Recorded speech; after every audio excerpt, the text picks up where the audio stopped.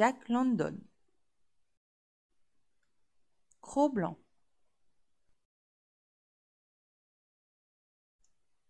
Le louveteau gris.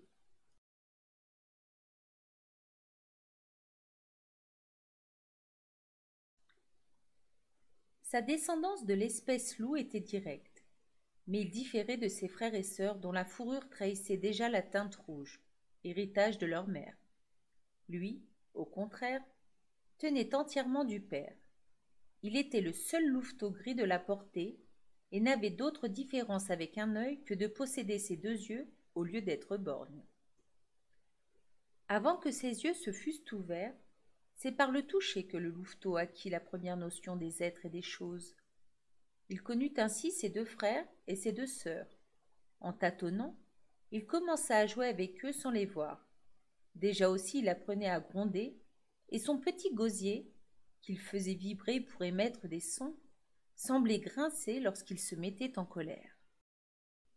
Par le toucher, le goût et l'odorat, il connut sa mère, source de chaleur, de fluide nourriture et de tendresse.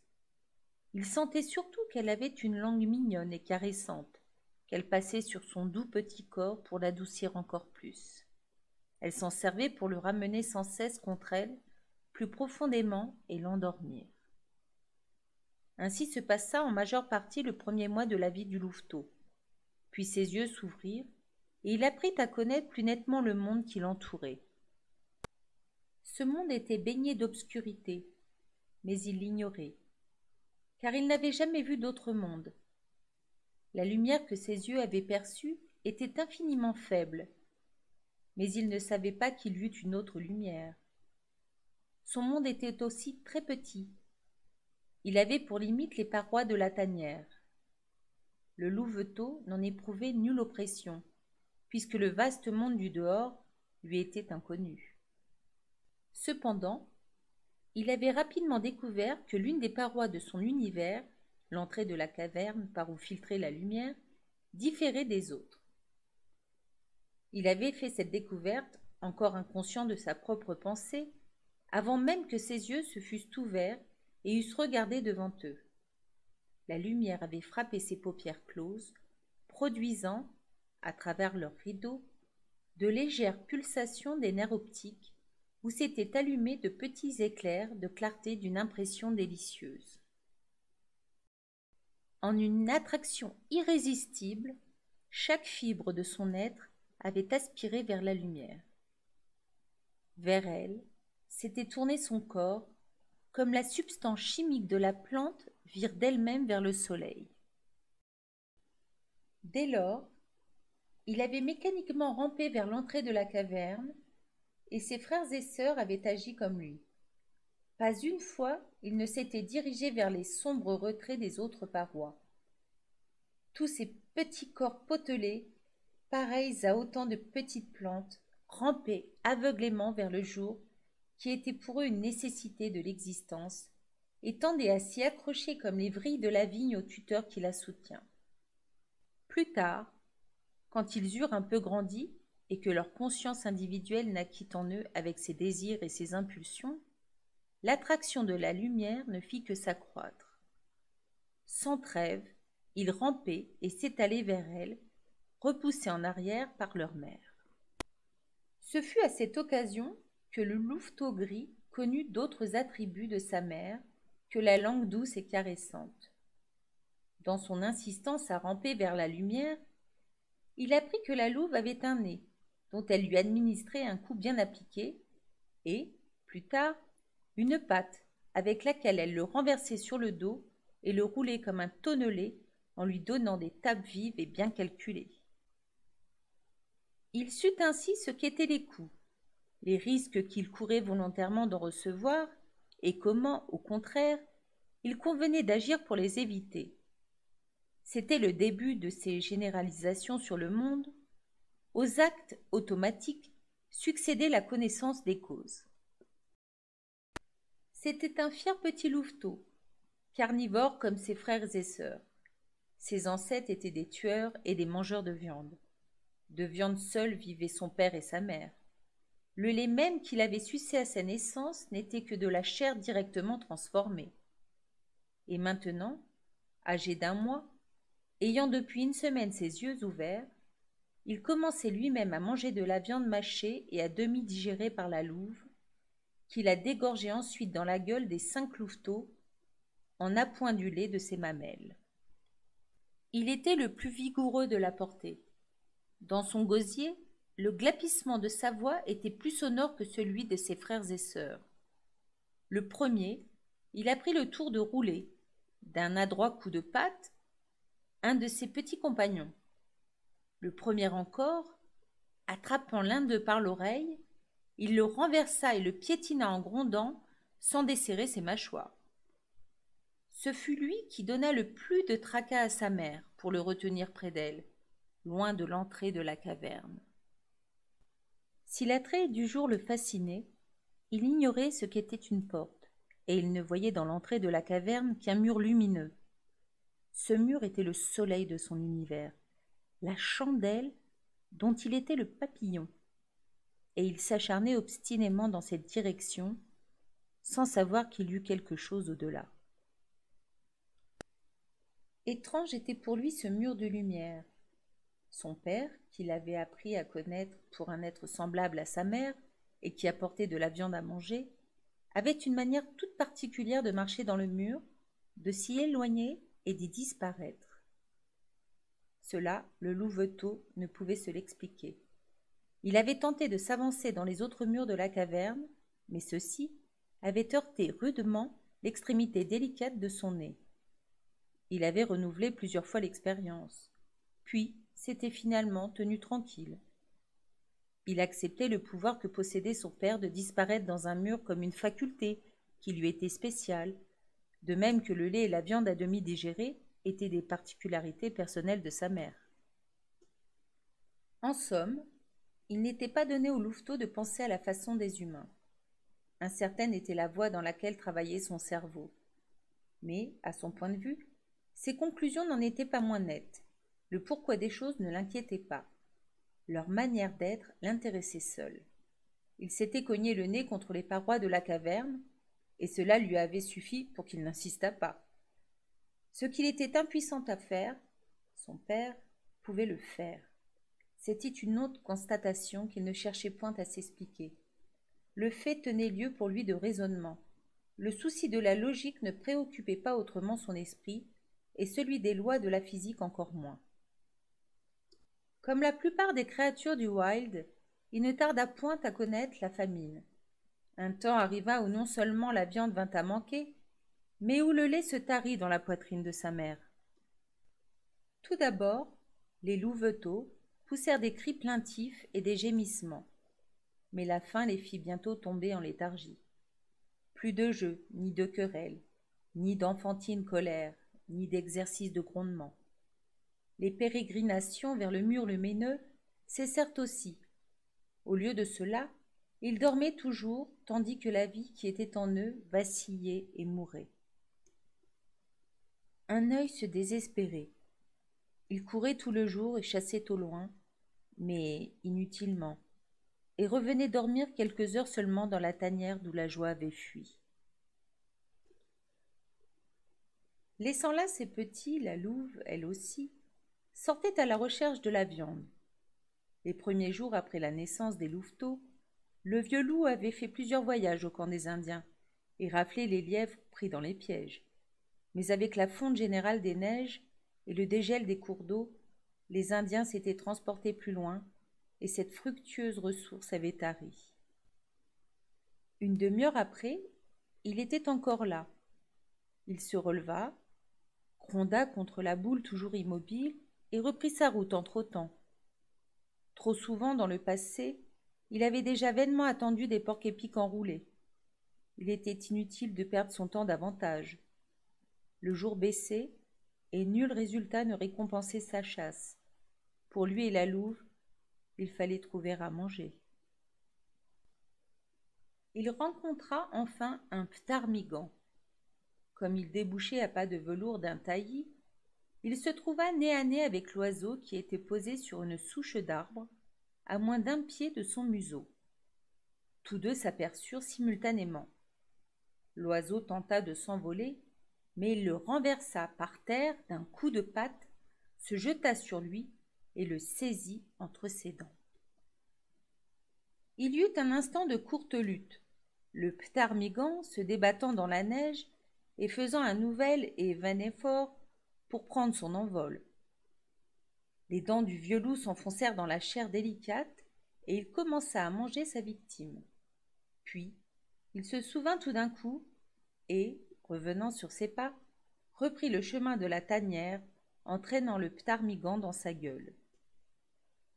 Tandis que, selon sa coutume, il trottait silencieux, glissant comme une ombre, tout en observant le sol et les traces qui pouvaient s'y trouver marquées, il revit les larges empreintes qu'il avait déjà rencontrées. La piste suivant la même direction que lui, la continua, s'attendant à tout moment à découvrir l'animal qui avait imprimé ainsi son passage. Comme il venait de tourner un des rochers qui bordaient le torrent qu'il avait rejoint, il aperçut le faiseur d'empreintes et, à cette vue, s'aplatit instantanément sur le sol. C'était une grosse femelle de lynx. Elle était couchée comme lui le matin, en face de la même boule impénétrable et hérissée. D'ombre qu'il était, il devint l'ombre de cette ombre. Ratatiné sur lui-même et rampant, il se rapprocha, en ayant soin de ne pas être sous le vent, des deux bêtes immobiles et muettes. Puis, ayant déposé le ptarmigan à côté de lui, il s'allongea sur la neige et, à travers les branches d'un sapin, dont l'épais réseau traînait jusqu'à terre, il considéra le drame de la vie qui était en train de se jouer devant lui. Le lynx et le porc-épic attendaient. Tous deux prétendaient vivre. Le droit à l'existence consistait pour l'un à manger l'autre, il consistait pour l'autre à ne pas être mangé. Dans le drame, le vieux loup ajoutait son droit aux deux autres. Peut-être un caprice du sort allait-il le servir et lui donner sa part de viande. Une demi-heure passa, puis 1 heure, et rien n'advenait. La boule épineuse aurait pu être aussi bien pétrifiée, tellement rien n'y tressaillait, et le lynx être un bloc de marbre inerte, et le vieux loup être mort. Et cependant, chez ces trois bêtes en apparence inertes, la tension vitale était arrivée à son paroxysme, presque douloureuse. Elle atteignit tout ce que leur aide pouvait supporter. Un œil esquissa un léger mouvement et observa avec un intérêt croissant. Quelque chose arrivait. Le porc-épic avait enfin jugé que son adversaire était parti. Précautionneux, avec des mouvements mesurés, il déroula son invincible armure et lentement, se détendit et s'allongea. Le vieux loup sentit sa gueule s'humecter involontairement de salive devant cette chair vivante qui s'étalait comme à plaisir devant lui. Le porc-épic n'était pas encore entièrement déroulé quand il découvrit son ennemi. Au même instant, rapide comme la foudre, le lynx frappa.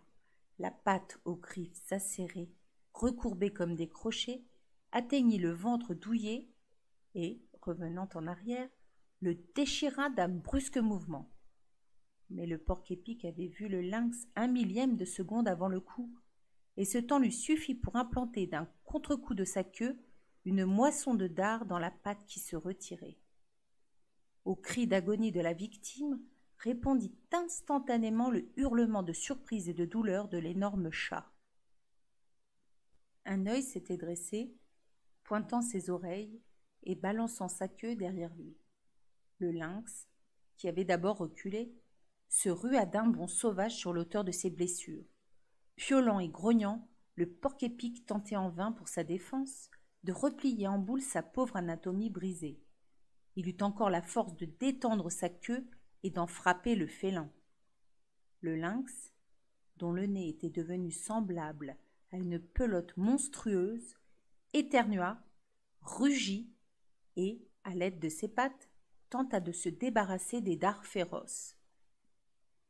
Il traîna son nez dans la neige, le frotta contre des branches d'arbres et des buissons, et, ce faisant, il sautait sur lui-même en avant, en arrière, de côté, se livrant à des culbutes d'acrobate, à des pirouettes de fou, en une frénésie de torture et d'épouvante.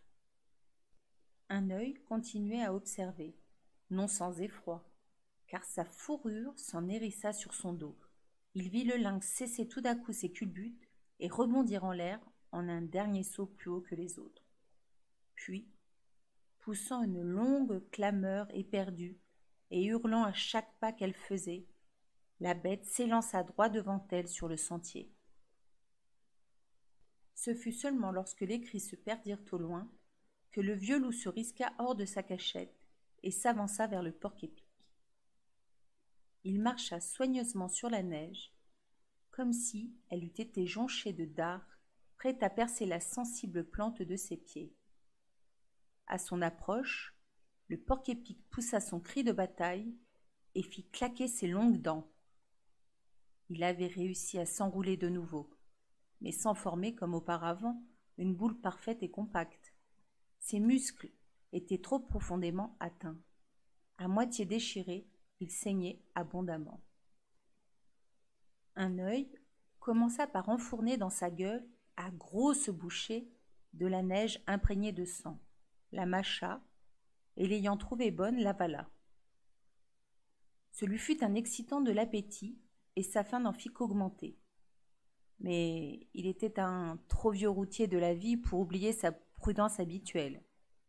Il attendit, tandis que le porc-épic continuait à grincer des dents et à jeter des cris variés, plaintes et grouillements entrecoupés de piaillements aigus. Bientôt, un tremblement agita la bête agonisante, et les aiguilles s'abaissèrent. Puis, le tremblement cessa. Les longues dents eurent un ultime claquement, toutes les aiguilles retombèrent, et le corps, détendu, ne bougea plus. D'un brusque coup de patte, un œil retourna sur son dos le porc-épic.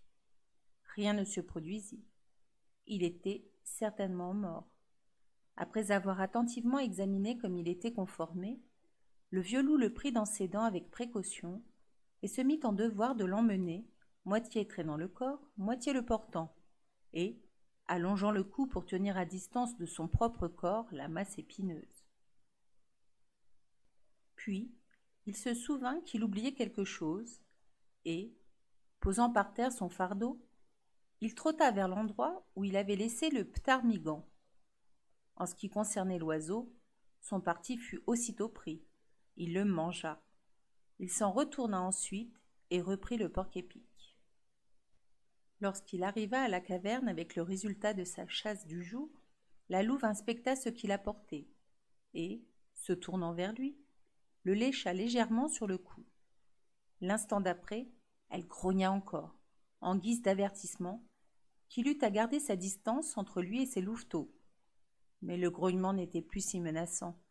Il était moins rauque et semblait vouloir se faire pardonner. La crainte instinctive éprouvée par la louve pour sa progéniture se dissipait peu à peu, car un œil se conduisait comme un bon père loup doit le faire et ne songeait point à manger ses enfants. Lorsque ses parents lui rapportèrent de nouveau à manger, le louveteau gris revint à la vie et recommença à tourner son regard vers le mur de lumière. Mais le petit peuple qui l'entourait était bien réduit. Seule une sœur lui restait. Le reliquat n'était plus. Ayant repris ses forces, il vit que sa sœur ne pouvait plus jouer. Elle ne levait plus la tête, ni ne faisait aucun mouvement. Tandis que son petit corps à lui s'arrondissait avec la nourriture retrouvée, ce secours était venu trop tard pour elle. Elle ne cessait point de dormir, et n'était plus qu'un mince squelette entouré de peau, où la flamme baissait plus bas, si bien qu'elle finit par s'éteindre. Puis vint un autre temps, où le louveteau gris ne vit plus son père paraître et disparaître dans le mur de lumière, et s'étendre le soir pour dormir à l'entrée de la caverne. L'événement arriva à la suite d'une seconde famine, moins dure cependant que la première. La louve n'ignorait point pourquoi le vieux loup ne reviendrait jamais. Mais il n'était pas pour elle de moyen qui lui permît de communiquer au louveteau ce qu'elle connaissait. Comme elle chassait de son côté vers la branche droite du torrent, dans les parages où gîtait le lynx, elle avait rencontré une piste tracée par le vieux loup et vieille d'un jour. L'ayant suivie, elle avait trouvé, à son extrémité, d'autres empreintes imprimées par le lynx et les vestiges d'une bataille dans laquelle le félin avait eu la victoire. Avec quelques os, c'était tout ce qui subsistait de son compagnon. Les traces du lynx, qui continuaient au-delà, lui avaient fait découvrir la tanière de l'ennemi. Mais ayant reconnu à divers indices que celui-ci y était revenu, elle n'avait pas osé s'y aventurer. Et toujours, depuis, la louve évitait la branche droite du torrent, car elle savait que dans la tanière se trouvait une portée de petits, et elle connaissait aussi le lynx pour son caractère intraitable, pour une féroce créature et pour un terrible combattant. Certes, c'était bien, pour une demi-douzaine de loups, de pourchasser un lynx et de le repousser au faîte d'un arbre, crachant et se hérissant. Un combat singulier était une toute autre affaire, surtout quand une mère lynx avait derrière elle une jeune famille affamée à défendre et à nourrir. Un œil venait de la prendre à ses dépens. Mais le wild a ses lois et l'heure devait arriver où, pour le salut de son louveteau gris, la louve, poussée elle aussi par l'implacable instinct de la maternité, affronterait la tanière dans les rochers et la colère de la mère lynx.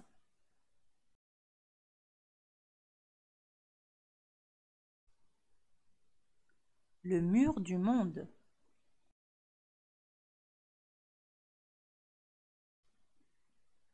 Lorsque la louve avait commencé à aller chasser au dehors, elle avait dû laisser derrière elle le louveteau et l'abandonner à lui-même. Non seulement elle lui avait inculqué, à coups de nez et à coups de pattes, l'interdiction de s'approcher de l'entrée de la caverne, mais une crainte spontanée était intervenue chez lui pour le détourner de sortir. Jamais, dans la courte vie qu'il avait vécue dans la tanière, il n'avait rien rencontré qui pût l'effrayer, et cependant la crainte était en lui.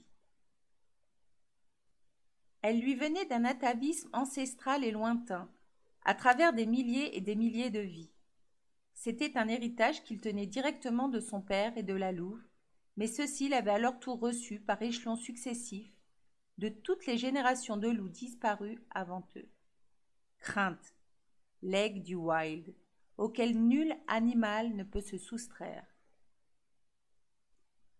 Bref, le louveteau gris connut la crainte avant de savoir de quelle étoffe elle était faite. Sans doute la mettait-il au nombre des inévitables restrictions de l'existence dont il avait eu déjà la notion. Son dur emprisonnement dans la caverne, la rude bousculade de sa mère quand il se risquait à vouloir sortir, la faim inapaisée de plusieurs famines, autant de choses qui lui avaient enseigné que tout n'est pas liberté dans le monde, qu'il y a pour la vie des limites et des contraintes.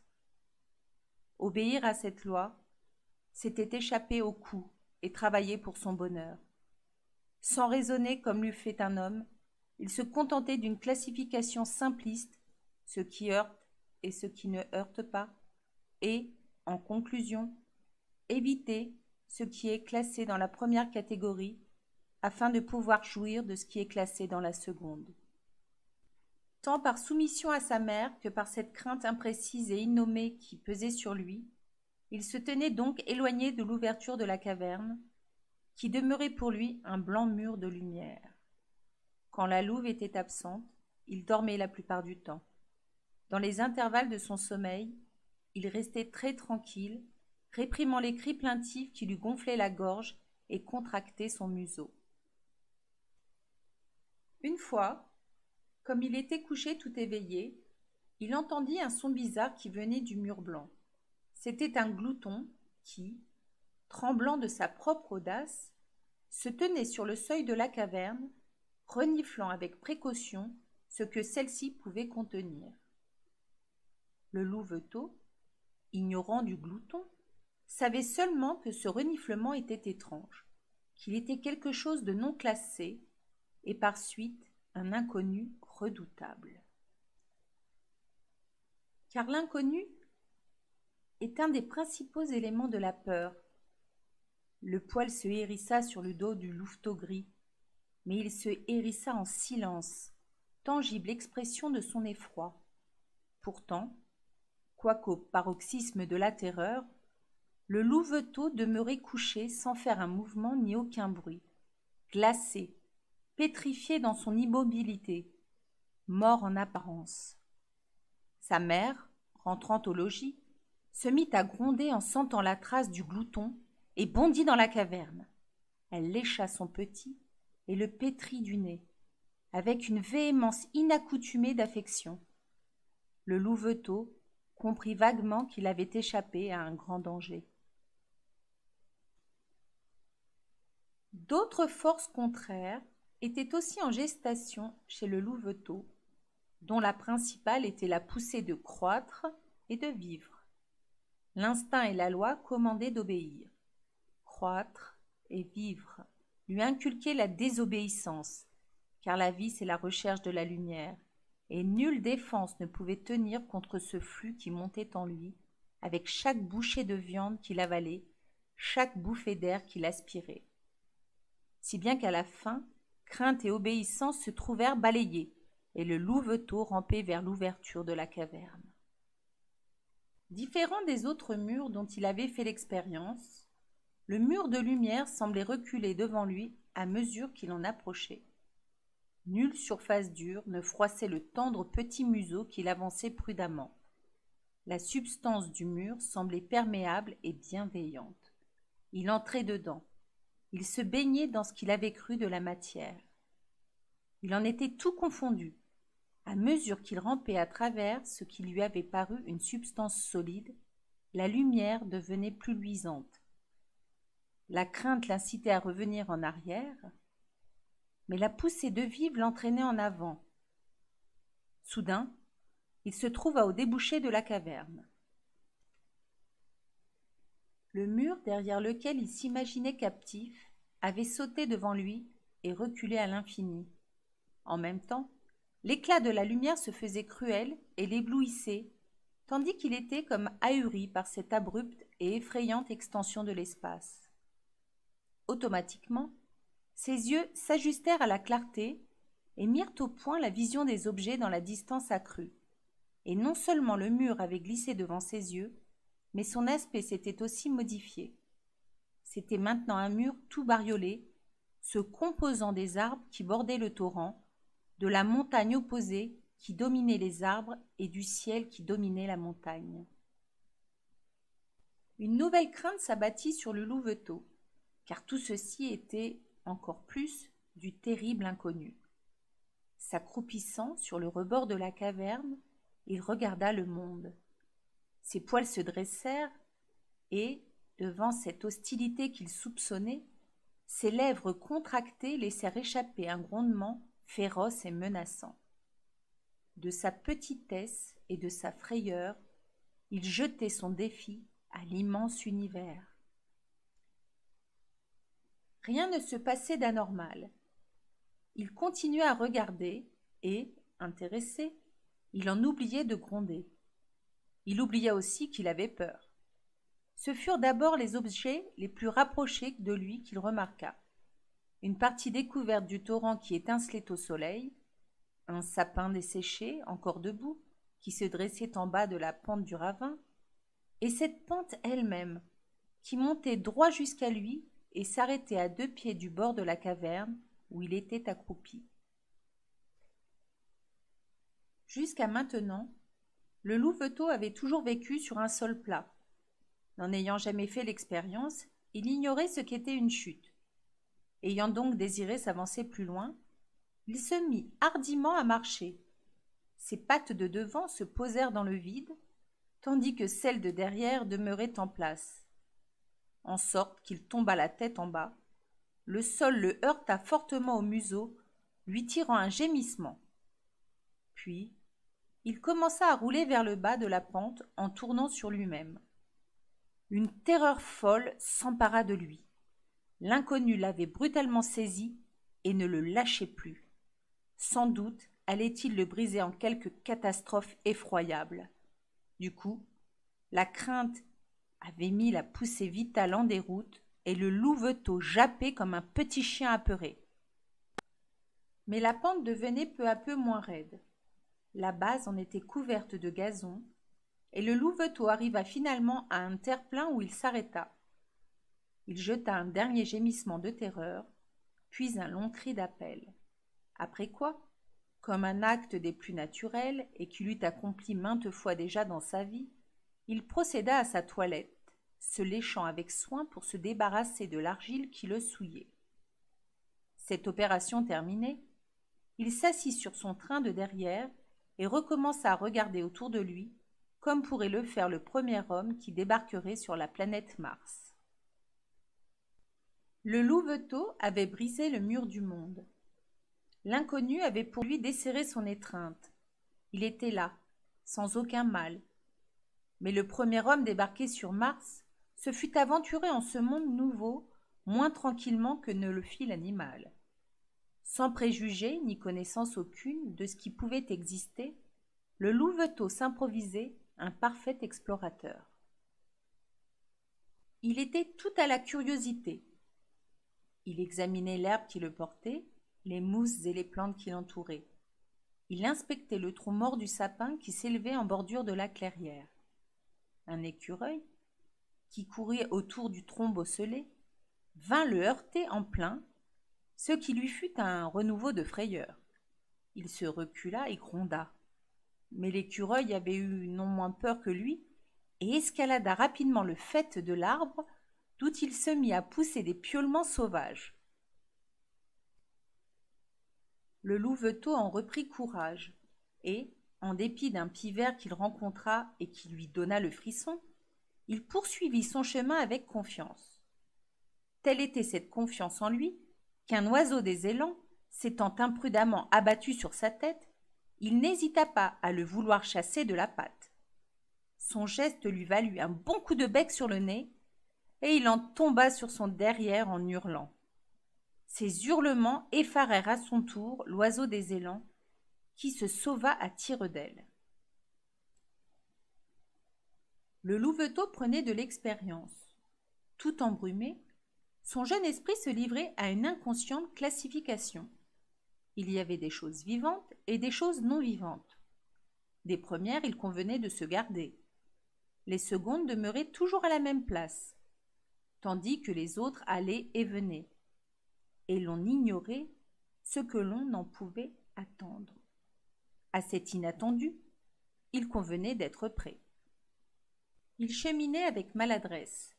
Une branche, dont il avait mal calculé la distance, lui heurtait l'œil. L'instant d'après, on lui raclait les côtes. Le sol inégal le faisait choir en avant ou en arrière. Il se cognait la tête ou se tordait la patte. C'étaient ensuite les cailloux et les pierrailles qui basculaient sous lui, quand il marchait dessus.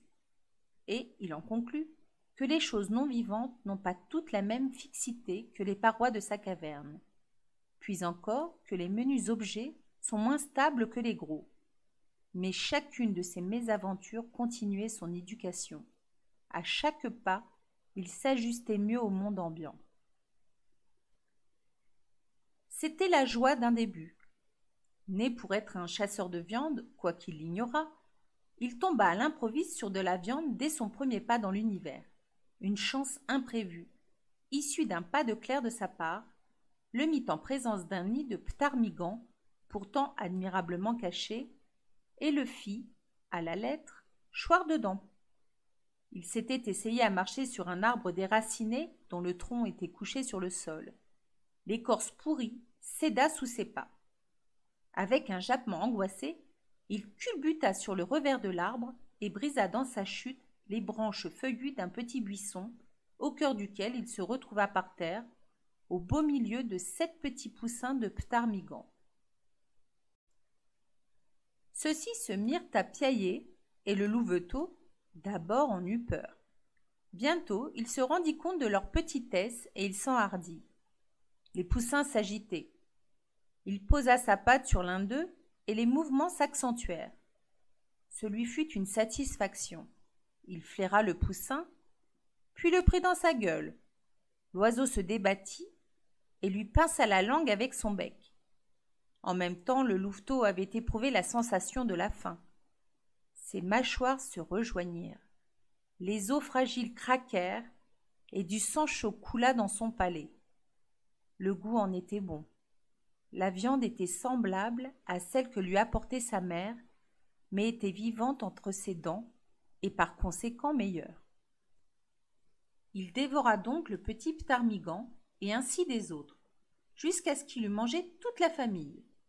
Alors il se pourlécha les lèvres comme il avait vu faire à sa mère, puis il commença à ramper pour sortir du nid. Un tourbillon emplumé vint à sa rencontre. C'était la mère Ptarmigan. Ahuri par cette avalanche, aveuglé par le battement des ailes irritées, il cacha sa tête entre ses pattes et hurla. Les coups allèrent croissant.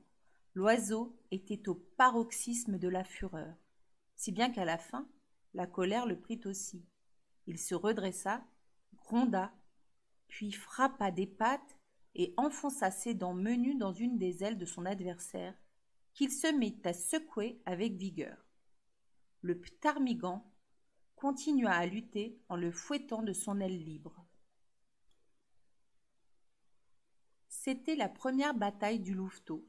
Dans son exaltation, il oubliait tout de l'inconnu. Tout sentiment de peur s'était évanoui. Il luttait pour sa défense contre une chose vivante qu'il déchirait et qui était aussi de la viande bonne à manger. Le bonheur de tuer était en lui. Après avoir détruit de petits êtres vivants, il voulait maintenant en détruire un grand. Il était trop affairé et trop heureux pour savoir qu'il était heureux. Frémissant, il s'enivrait de marcher dans une voie nouvelle où s'élargissait tout son passé. Tout en grondant entre ses dents serrées, il tenait ferme l'aile de la mère Ptarmigan qui le traîna hors du buisson, puis essaya de l'y repousser afin de s'y mettre à l'abri, tandis qu'il la tirait à son tour vers l'espace libre. Les plumes volaient comme une neige. Au bout de quelques instants, l'oiseau parut cesser la lutte. Il le tenait encore par l'aile, et tous deux, aplatis sur le sol, se regardèrent. Le ptarmigan le piqua du bec sur son museau endolori, déjà dans les précédentes aventures. Il ferma les yeux sans lâcher prise. Les coups de bec redoublèrent sur le malheureux museau. Alors, il tenta de reculer. Mais, oubliant qu'il tenait l'aile dans sa mâchoire, il emmenait à sa suite le ptarmigan et la pluie de coups tombait de plus en plus drue. Le flux belliqueux s'éteignit chez le louveteau qui, relâchant sa proie, tourna casaque et décampa en une peu glorieuse retraite. Pour se reposer, il se coucha non loin du buisson, la langue pendante, la poitrine haletante, son museau endolori lui arrachant de perpétuels gémissements. Comme il gisait là, il éprouva soudain la sensation que quelque chose de terrible était suspendu dans l'air au-dessus de sa tête. Avec toutes ses terreurs, l'inconnu l'envahit, et, instinctivement, il recula sous le couvert d'un buisson voisin.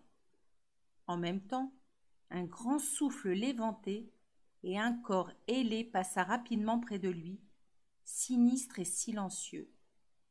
Un faucon, tombant des hauteurs bleues, l'avait manqué de bien peu.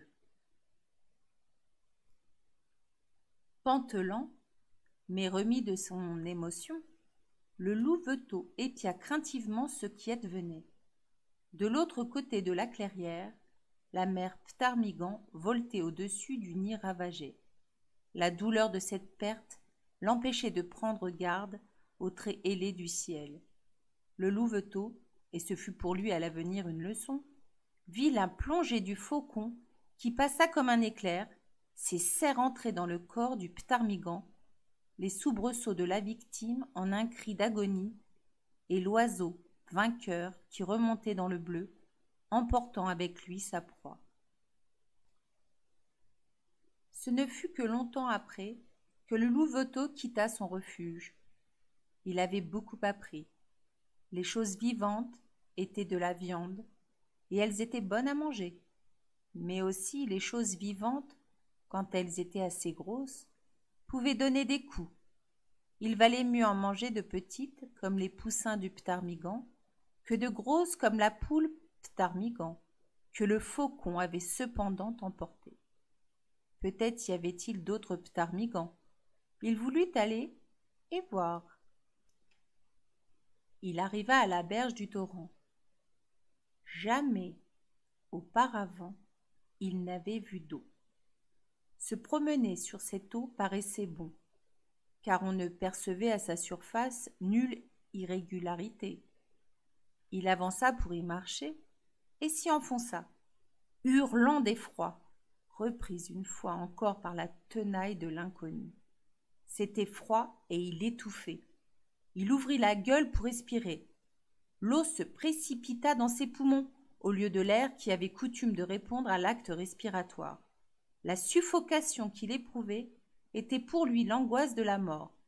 Elle était, lui semblait-il, la mort même. Il n'avait pas une conscience exacte de celle-ci, mais comme tout animal du wild, il en possédait l'instinct. Cette épreuve lui parut le plus imprévu des chocs qu'il avait encore supportés, l'essence de l'inconnu et la somme de ses terreurs, la suprême catastrophe qui dépassait son imagination et dont, ignorant tout, il redoutait tout. Revenu cependant à la surface, il sentit l'air bienfaisant lui entrer dans la gueule. Sans se laisser couler à nouveau, et tout à fait comme si cet acte eût été chez lui une vieille habitude, il fit aller et venir ses pattes et commença à nager. La berge qu'il avait quittée, et qui était la plus proche de lui, se trouvait à 1 mètre de distance.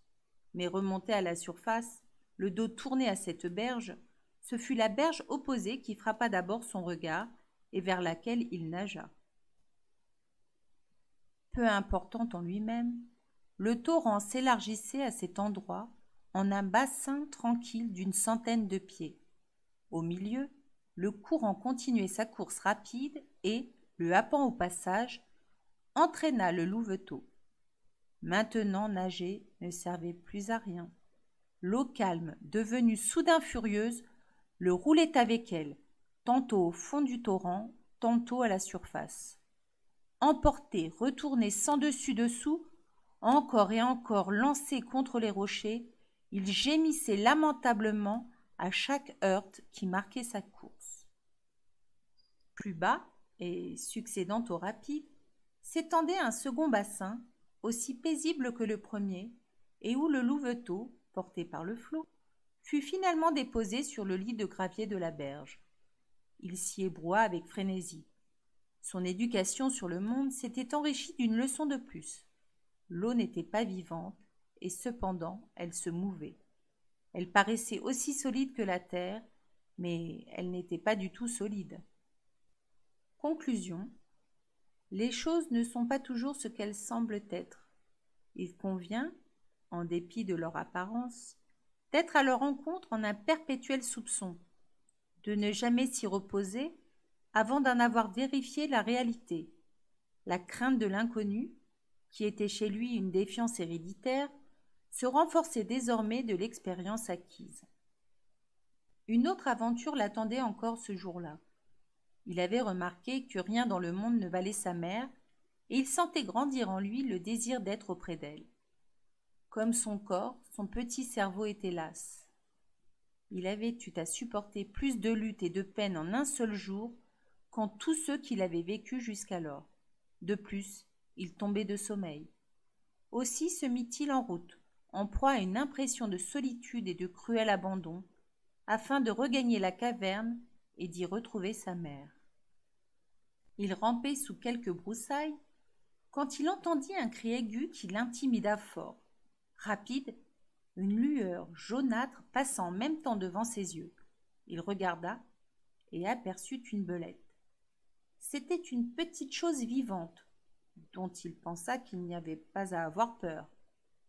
Puis, près de lui, presque entre ses pattes, se mouvait une autre chose vivante, celle-là extrêmement petite, longue seulement de quelques pouces. Une jeune belette qui, comme lui-même, désobéissant à sa mère, s'en allait à l'aventure. À son aspect, elle essaya de s'échapper, mais il la retourna d'un coup de patte. Elle fit entendre alors un cri bizarre et strident, auquel répondit le cri aigu de tout à l'heure, et une seconde ne s'était pas écoulée que la lueur jaune reparaissait devant les yeux du louveteau. Il perçut simultanément un choc sur le côté du cou et sentit les dents acérées de la mère belette qui s'enfonçait dans sa chair. Tandis qu'il glapissait, geignait et se jetait en arrière, la mère belette sauta sur sa progéniture et disparut avec elle dans l'épaisseur du fourré. Le louveteau sentait moins la douleur de sa blessure que l'étonnement de cette agression. Quoi? Cette mère belette était si petite et si féroce? Il ignorait que, relativement à sa taille et à son poids, la belette était le plus vindicatif et le plus redoutable de tous les tueurs du Wild. Mais il n'allait pas tarder à la prendre à ses dépens. Il gémissait encore lorsque revint la mère belette. Maintenant que sa progéniture était en sûreté, elle ne bondit pas sur lui. Elle approchait avec précaution, et le louveteau eut tout le temps d'observer son corps mince et long, onduleux comme celui du serpent, dont elle avait également la tête ardente et dressée. Son cri aigu et agressif fit se hérisser les poils sur le dos du louveteau, tandis qu'il grondait, menaçant lui aussi. Elle approcha plus près encore. Puis il y eut un saut si rapide que la vue inexercée du louveteau ne put le suivre, et le mince corps jaune disparut, durant un moment, du champ de son regard. Mais déjà la belette s'était attachée à sa gorge, ensevelissant ses dents dans le poil et dans la chair. Il tenta d'abord de gronder et de combattre, mais il était trop jeune et c'était sa première sortie dans le monde. Son grondement se mua en plainte, son combat en effort pour s'échapper. La belette ne détendait pas sa morsure. Suspendue à cette gorge, elle la fouillait des dents pour y trouver la grosse veine où bouillonnait le sang de la vie, car c'était là surtout qu'elle aimait à le boire. Le louveteau allait mourir, et nous n'aurions pas eu à raconter son histoire si la mère louve n'était accourue, bondissant à travers les broussailles. La belette, laissant le louveteau, s'élança à la gorge de la louve, la manqua, mais s'attacha à sa mâchoire. La louve, secouant la tête en coup de fouet, fit lâcher prise à la belette, la projeta violemment en l'air, et avant que le mince corps jaune fût retombé, elle le happa au passage. Ses crocs se refermèrent sur lui comme un étau dans lequel la belette connut la mort. Ce fut, pour le louveteau, l'occasion d'un nouvel accès d'affection de sa mère. Elle le flairait, le caressait et léchait les blessures causées par les dents de la belette. Sa joie de le retrouver semblait même plus grande que sa joie à lui d'avoir été retrouvé. Mère et petit mangèrent la buveuse de sang, puis ils s'en revinrent à la caverne où ils s'endormirent.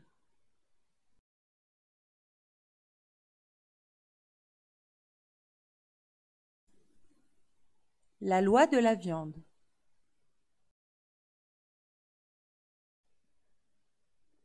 Le développement du louveteau fut rapide.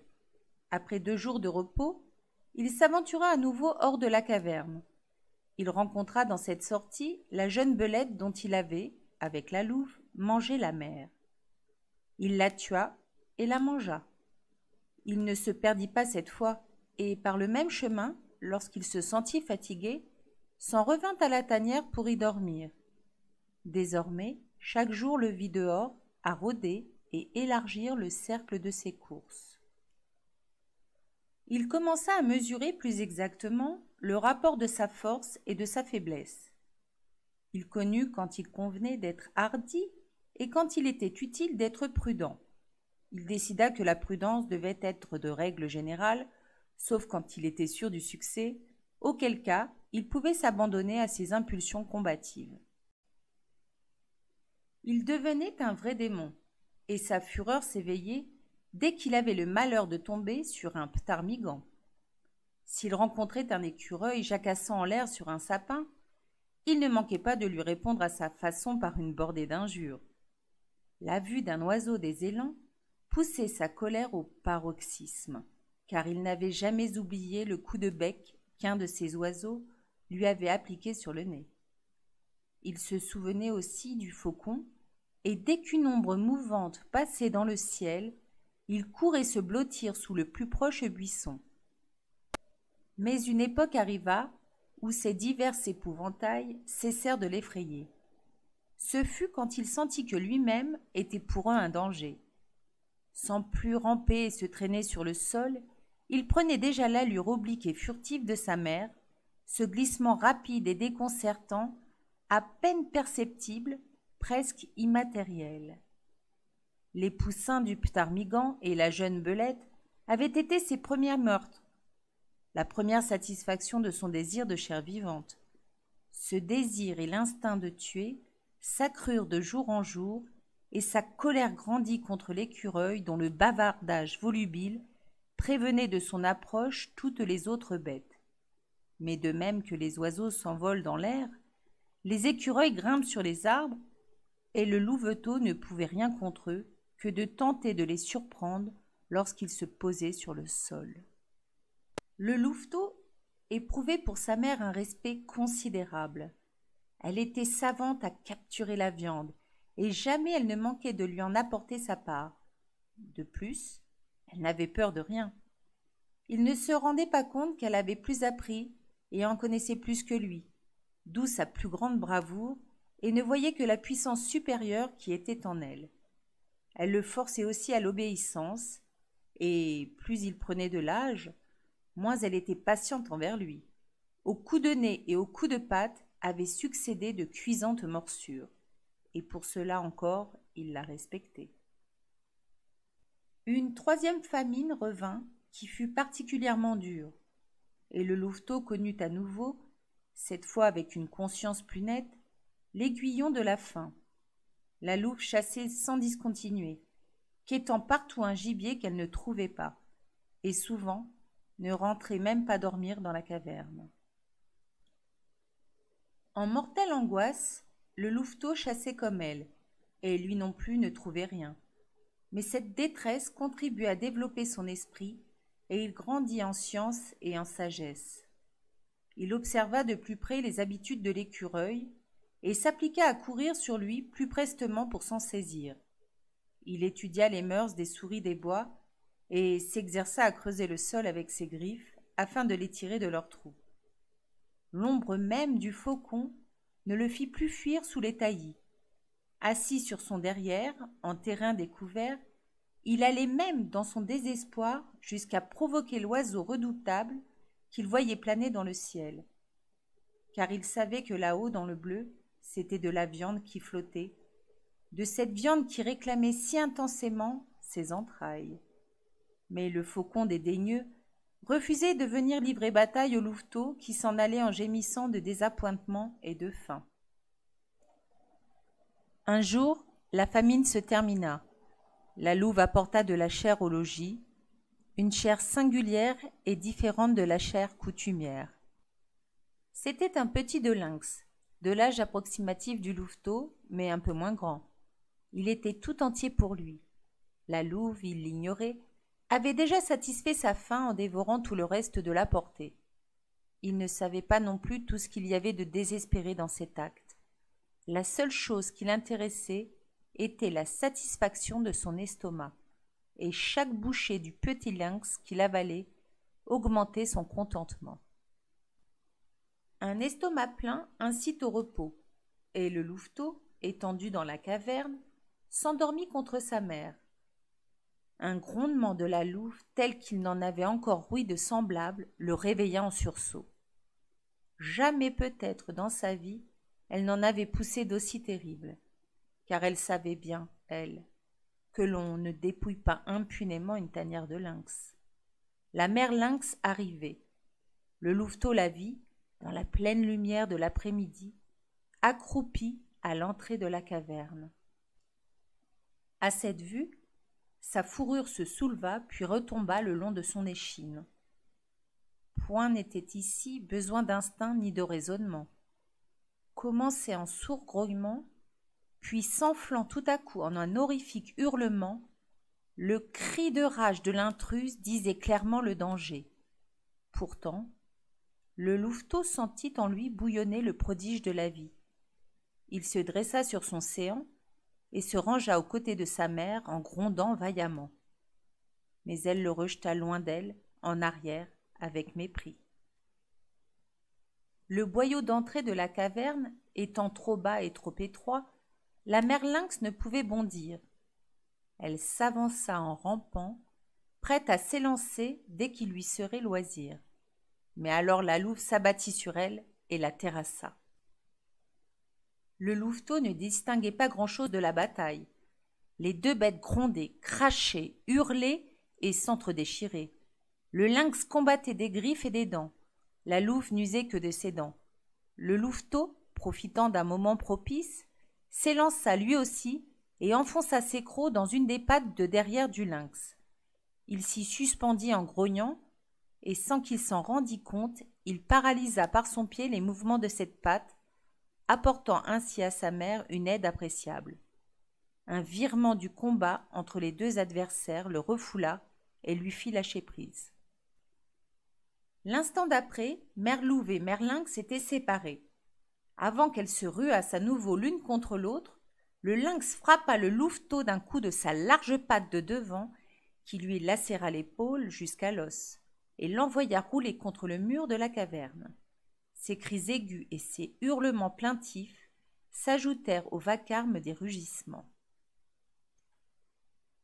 Il avait cessé de gémir que la lutte durait encore. Il eut le temps d'être repris d'un second accès de bravoure et la bataille en se terminant, le retrouva rageusement pendu à la patte de derrière du lynx. Celui-ci avait succombé. Pour sa part, la louve était fort mal en point. Elle tenta de caresser le louveteau et de lécher son épaule blessée. Mais le sang qu'elle avait perdu avait à ce point épuisé ses forces qu'elle demeura tout un jour et toute une nuit étendue sur le corps de son ennemi, sans pouvoir faire un mouvement et respirant à peine. Pendant une semaine entière, elle ne quitta point la tanière, sauf pour aller boire, et sa marche était lente et pénible. Au bout de ce temps, le lynx était complètement dévoré, et les blessures de la louve assez cicatrisées pour lui permettre de courir à nouveau le gibier. L'épaule du louveteau demeurait encore raide et endolorie, et durant quelque temps il boita. Mais le monde, désormais, lui paraissait autre. Depuis la bataille avec le lynx, sa confiance en lui-même s'était accrue. Il avait mordu dans un ennemi, en apparence plus puissant que lui, et il avait survécu. Son allure en était devenue plus hardie. Quoique la terreur mystérieuse de l'inconnu continuât à peser sur lui, toujours intangible et menaçante, beaucoup de sa timidité avait disparu. Il commença à accompagner sa mère dans ses chasses et à y jouer sa partie. Il apprit à tuer férocement et à se nourrir de ce qu'il avait tué. Le monde vivant se partageait pour lui en deux catégories. Dans la première, il y avait lui et sa mère. Dans la seconde, tous les autres êtres qui vivaient et se mouvaient. Ceux-ci se classaient à leur tour en deux espèces. Ceux qui, comme lui et sa mère, tuaient et mangeaient, ceux qui ne savaient pas tuer ou tuaient faiblement. De là, surgissait la loi suprême. La viande vivait sur la viande, la vie sur la vie. Il y avait les mangeurs et les mangés. La loi était mange ou sois mangé. Sans se la formuler, sans la raisonner ni même y penser, le louveteau vivait cette loi. Il avait mangé les petits du ptarmigan. Le faucon avait mangé la mère ptarmigan, puis aurait voulu le manger lui aussi. Devenu plus fort, c'est lui qui avait souhaité manger le faucon. Il avait mangé le petit du lynx, et la mère lynx l'aurait mangé. À cette loi participaient tous les êtres vivants. la viande dont il se nourrissait et qui lui était nécessaire pour exister, courait devant lui sur le sol, volait dans les airs, grimpait aux arbres ou se cachait dans la terre. Il fallait se battre avec elle pour la conquérir, et s'il tournait le dos, c'était elle qui courait après lui. Chasseurs et chassés, mangeurs et mangés, chaos de gloutonnerie, sans merci et sans fin, ainsi le louveteau n'eût-il pas manqué de définir le monde s'il eût été tant soit peu philosophe à la manière des hommes. Mais la vie et son élan avaient aussi leur charme.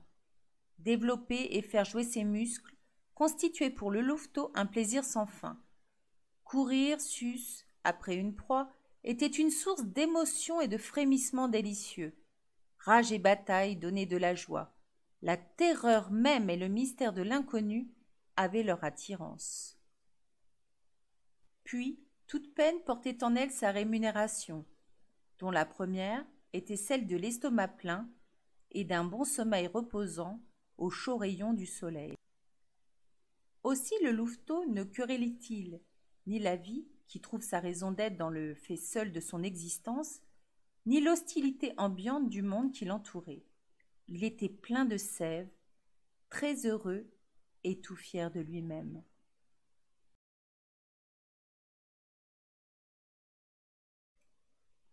Les faiseurs de feu.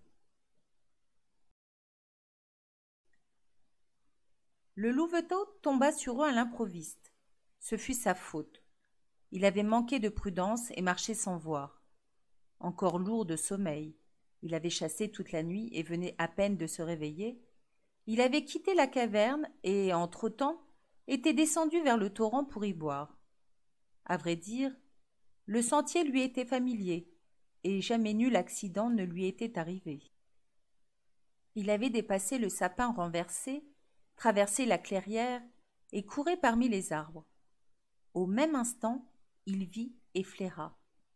Devant lui, assises par terre en silence, étaient 5 choses vivantes telles qu'il n'en avait jamais rencontré de semblables. C'était sa première vision de l'humanité. À son aspect, et cela le surprit, les 5 hommes ne bondirent pas sur leurs pieds, ne montrèrent pas leurs dents, ni ne grondèrent. Ils ne firent pas un mouvement, mais demeurèrent silencieux et fatidiques. Le louveteau ne bougea pas davantage.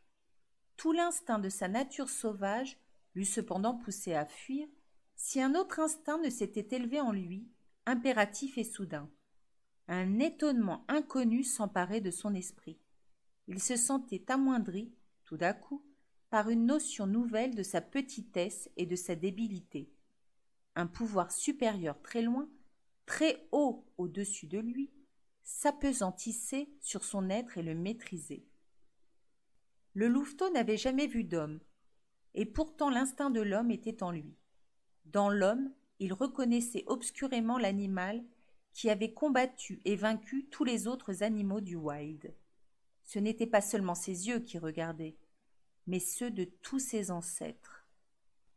Leurs prunelles avaient, durant des générations, encerclé dans l'ombre et la neige d'innombrables campements humains, épiés de loin sur l'horizon, ou de plus près, dans l'épaisseur des taillis, l'étrange bête à 2 pattes qui était le seigneur et maître de toutes les choses vivantes.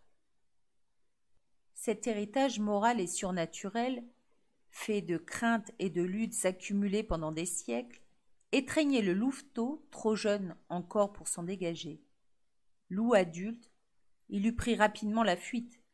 Tel qu'il était, il se coucha paralysé d'effroi, acceptant déjà la soumission que sa race avait consentie le premier jour où un loup vint s'asseoir au feu de l'homme pour s'y chauffer. Un des Indiens finit par se lever, marcha dans sa direction et s'arrêta au-dessus de lui. Le louveteau se colla davantage encore contre le sol. Concrétisé en chair et en sang, c'était l'inconnu qui se penchait sur lui pour le saisir. Sa fourrure eut un hérissement inconscient. Ses lèvres se rétractèrent et il découvrit ses petits crocs. Comme une condamnation, la main qui le surplombait hésita, et l'homme dit en riant. Wabam, Wabiska, Hip, Pita. Regardez les crocs blancs. Les autres Indiens se mirent à rire lourdement et excitèrent l'homme à saisir le louveteau. Tandis que la main s'abaissait plus bas, une violente lutte intérieure se livrait chez celui-ci entre les divers instincts qui le partageaient. Il ne savait s'il devait seulement gronder ou combattre. Finalement, il gronda jusqu'au moment où la main le toucha, puis engagea la bataille. Ses dents brillèrent et mordirent. L'instant d'après, il reçut sur un des côtés de la tête un coup qui le fit basculer. Alors tout instinct de lutte l'abandonna. Il se prit à gémir comme un enfant, et l'instinct de la soumission l'emporta sur tous les autres. S'étant relevé, il s'assit sur son derrière en piaulant.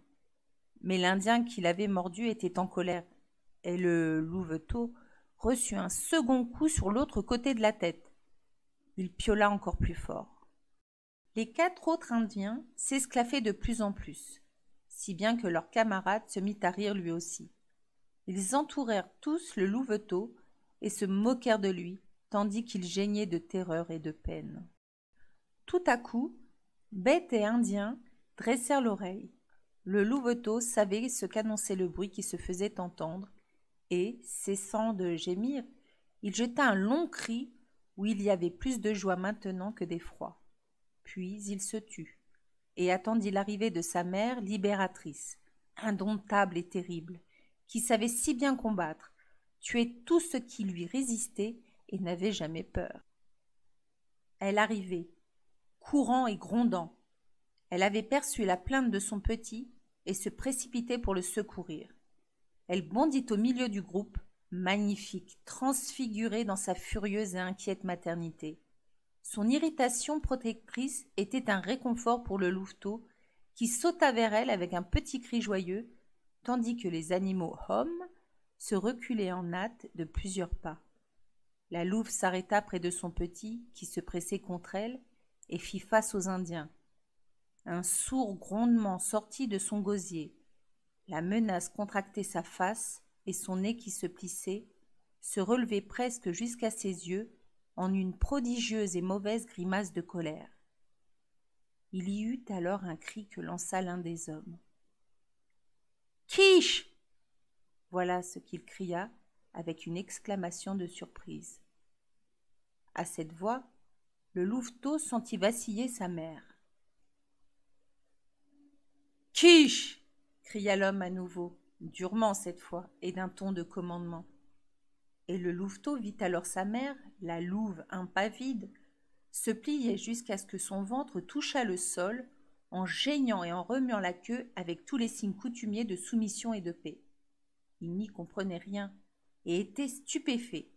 La terreur de l'homme le reprenait. Son instinct ne l'avait pas trompé et sa mère le subissait comme lui. Elle aussi rendait hommage à l'animal homme.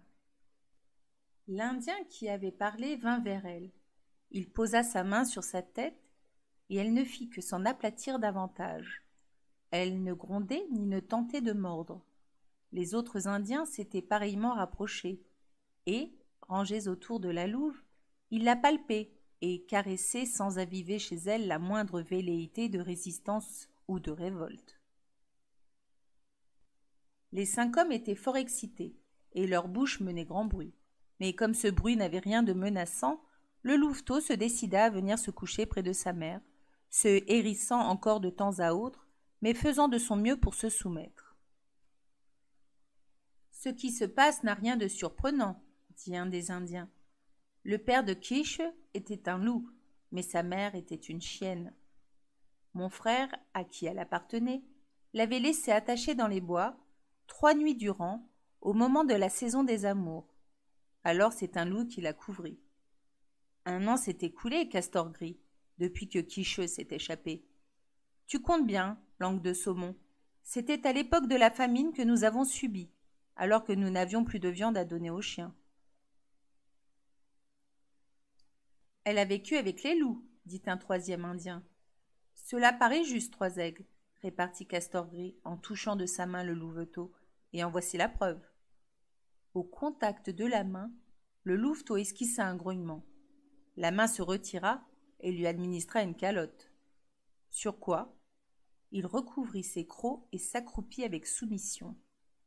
La main revint alors et le frotta amicalement derrière les oreilles et tout le long de son dos.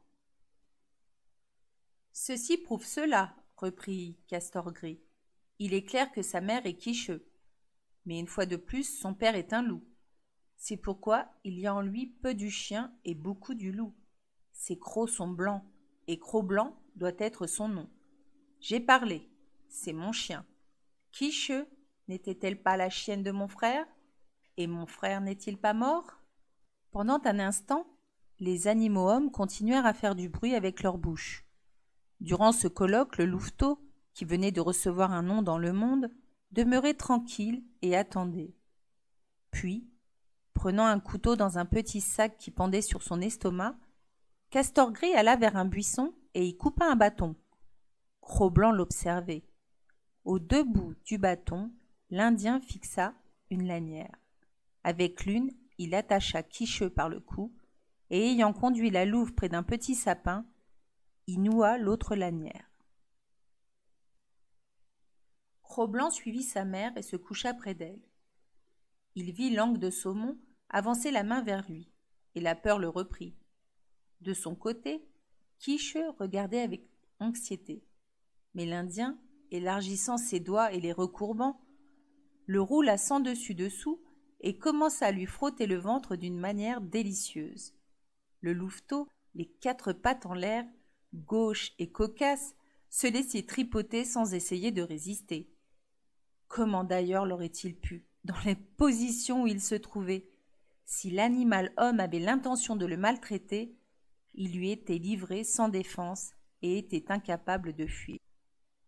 Il se résigna donc et se contenta de gronder doucement. C'était plus fort que lui. Mais Langue de Saumon n'eut point l'air de s'en apercevoir et ne lui donna aucun coup sur la tête.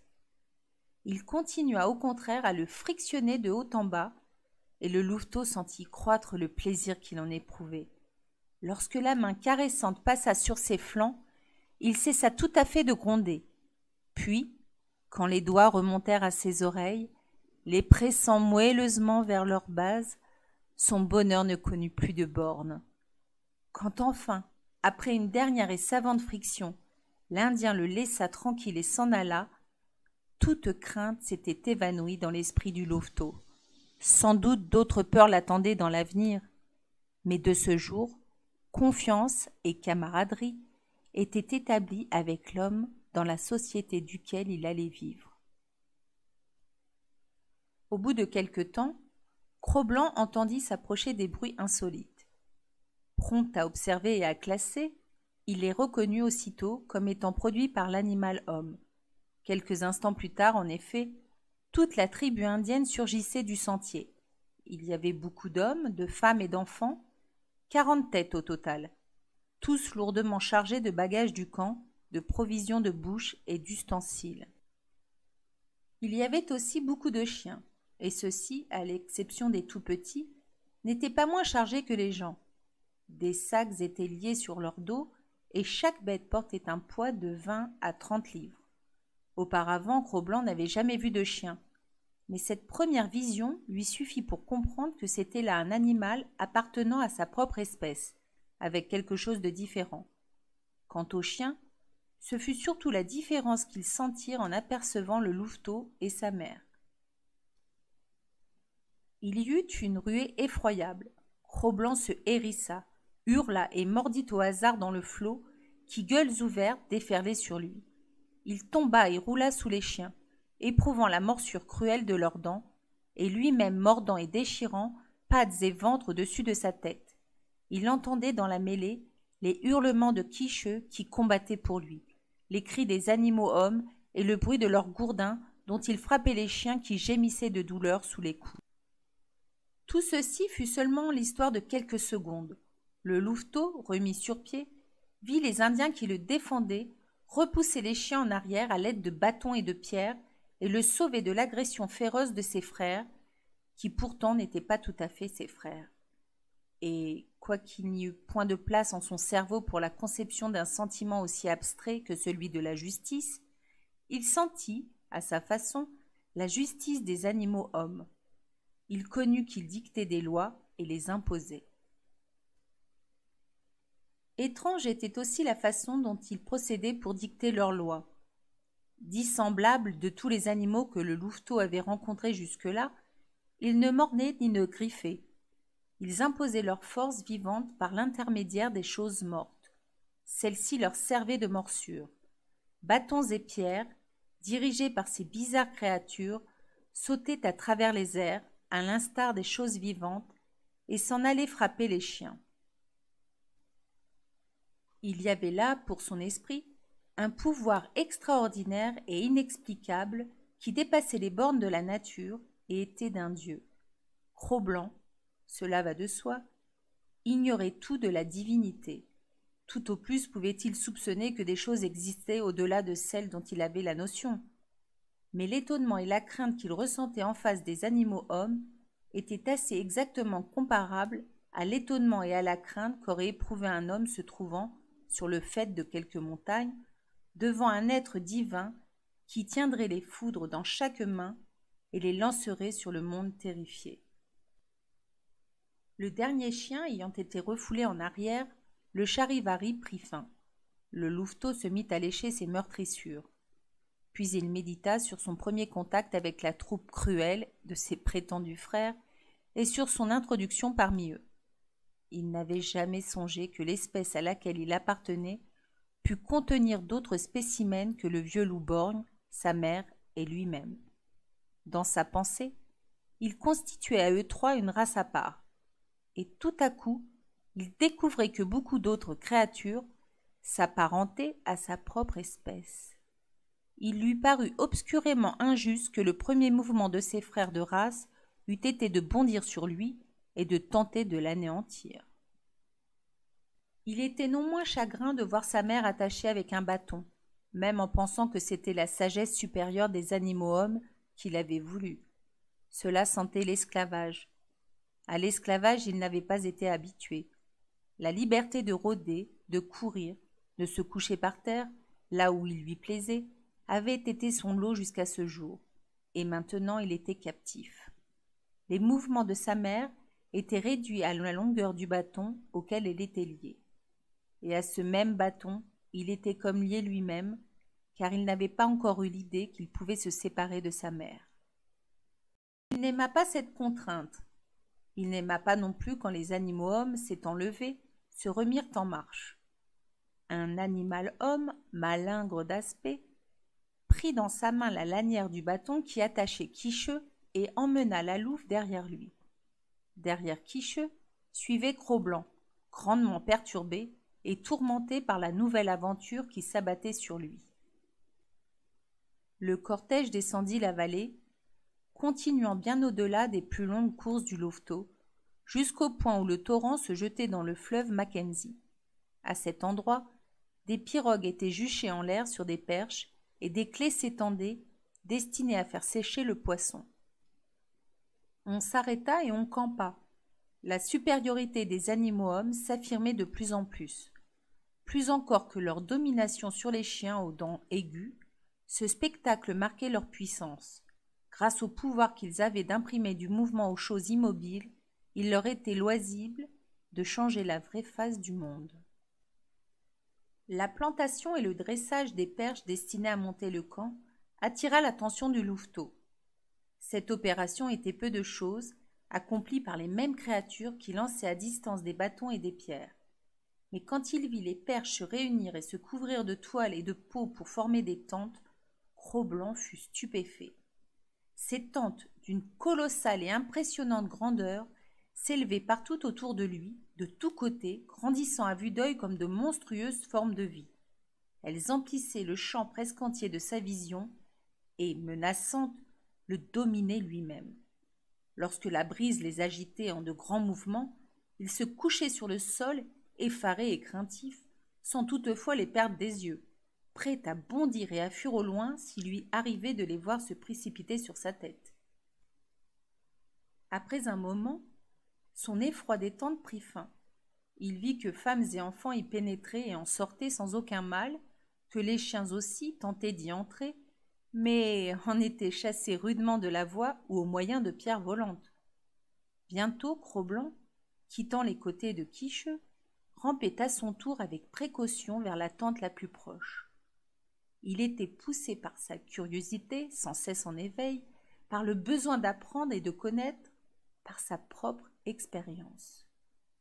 Les derniers pouces à franchir vers le mur de toile et de peau le furent avec un redoublement de prudence et une avance imperceptible. Les événements de la journée avaient préparé le louveteau au contact de l'inconnu, à ses manifestations les plus merveilleuses et les plus inattendues. Enfin son nez toucha l'enveloppe de la tente. Il attendit, rien n'arriva. Il flaira l'étrange matière saturée de l'odeur de l'homme et, prenant l'enveloppe dans ses dents, donna une petite secousse. Rien n'arriva encore, sinon qu'une partie de la tente se mit à remuer. Il secoua plus hardiment. Le mouvement s'accentua. Il était ravi. Il secoua toujours plus fort et récidiva jusqu'à ce que la tente entière fût en mouvement. Alors le cri perçant d'un Indien se fit entendre et effraya le louveteau, qui revint en toute hâte vers sa mère. Mais jamais plus depuis il n'eut peur des énormes tentes. Cette émotion passée, Cro-Blanc s'écarta à nouveau de Quicheux, qui, lié à un pieu, ne pouvait le suivre. Il ne tarda pas à rencontrer un jeune chien, un peu plus grand et plus âgé que lui, qui venait à sa rencontre à pas compter et dissimuler des intentions belliqueuses. Le nom du jeune chien, que le louveteau connut par la suite en l'entendant appeler, était Lip-Lip. Il était déjà redoutable, et par ses luttes avec les autres petits chiens, avait acquis l'expérience de la bataille. Lip-Lip appartenait à la race des chiens-loups qui avait le plus de parenté avec Cro-Blanc. Il était jeune et semblait peu dangereux. Aussi le louveteau se préparait-il à le recevoir en ami. Mais quand il vit que la marche de l'étranger se raidissait et que ses lèvres retroussées découvraient ses dents, il se raidit lui aussi et répondit en montrant sa mâchoire. Ils se mirent à tourner en rond l'un autour de l'autre, hérissés et grondant.